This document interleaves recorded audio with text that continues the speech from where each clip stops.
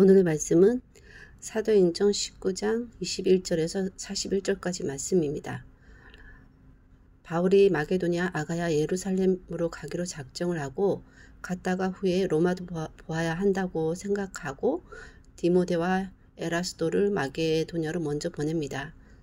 바울은 아시아에 얼마 동안 더 있게 되는데 그 동안에 적지 않은 소동이 일어나는데 더메드리오라는 은장색이 은으로 아데미 신상 모형을 만들어서 풍족한 생활을 하고 있었는데 그것이 바울로 인해서 위험에 처해질 것 같은 그 추측으로 소동을 일으키게 되는데 그것으로 인해서 온 시내가 요란하게 되고 무리가 분란하고 테바는 왜 모였는지 알지도 못하는 그런 소동이 일어나게 됩니다.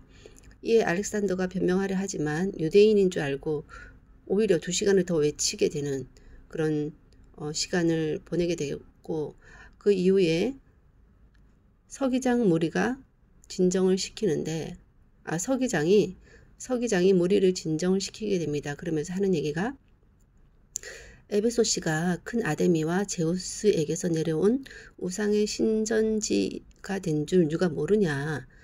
그러니까 다 알고 있다. 그렇게 2시간 동안 크다. 에베소 사람의 아데미어라고 떠들지 않아도 이미 그런 곳인 줄 알고 있다.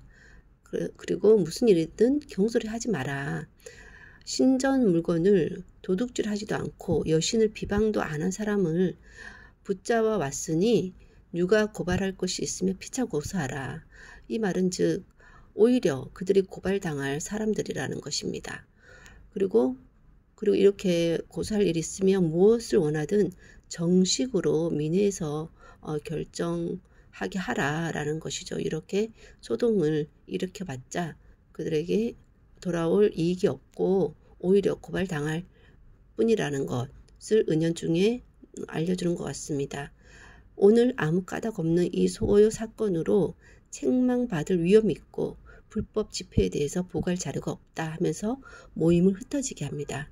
그래서 20장 1절에 소요가 그쳐 바울이 제자들을 불러 권한 후에 작별하고 떠나 마게도냐로 간다는 내용까지입니다.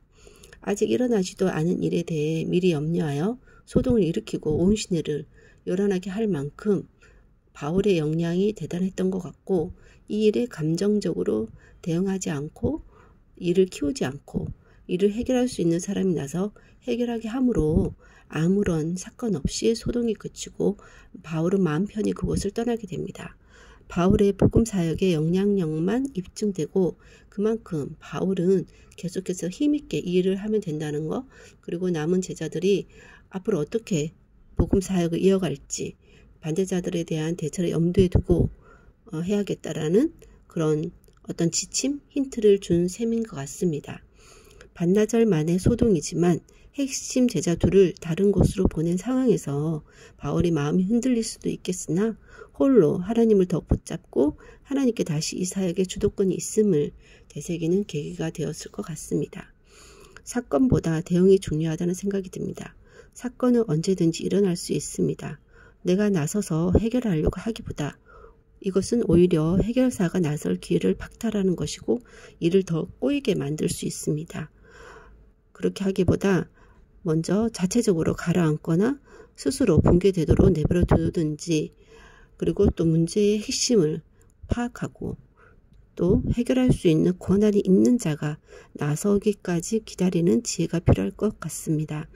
무엇보다 실체가 없는 이런 일에 감정적으로 대응하고 휩쓸리지 않는 것이 가장 중요한 포인트가 아닌가 하는 생각이 듭니다.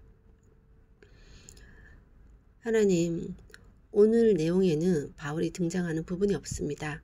복음을 전하는 내용도 없습니다.